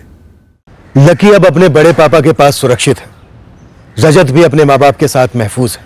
किसी भी संगीन जुर्म में पीड़ित और मुजरिम दोनों के बच्चे सबसे ज्यादा तकलीफ सहते हैं और यह जुर्म का सबसे भयंकर साइड इफेक्ट है। जुर्म भले ही इस केस जितना संगीन ना हो, छोटे छोटे केसेस में हम कई बार देखते हैं बच्चों पर प्रभाव काफी गहरा होता है। जब बच्चे जुर्म के गवाह होते हैं तब शायद वो ये नहीं समझ पाते कि गलत क्या है, पर उन्हें एक आभास जरूर होता है कि कुछ सही नहीं हो रहा। पर आगे जाकर जब उन्हें समझ आता है कि जो हुआ था वो गलत था, तब लाख समझाने पर भी वो उस अनुभव को भुला नहीं पाते, नजरअंदाज नहीं कर पाते। हर एक माँ बाप यही चाहेंगे कि उनके बच्चे अपनी जिंदगी में अच्छी चीजें सीखें, अच्छे इंसान बने और बेहतर जिंदगी बिताएं। और होना भी ऐसा ही चाहिए। उनके साथ कभी कुछ गलत ना हो और उन्हें गलती छुपाने की गलत सीख कभी ना मिले। हमारी मजबूत राय है कि बच्चों के साथ होने वाले जुर्मों की सजा और सख्त हो, सबसे सख्त। अगले हफ्ते फिर मिलेंगे एक नए केस के साथ क्राइम पेट्रोल सतर्क में। जय हिंद। इस तरह के और भी एपिसोड देखने के लिए हमारे चैनल को सब्सक्राइब करें और बेल आइकन दबाना ना भूलें।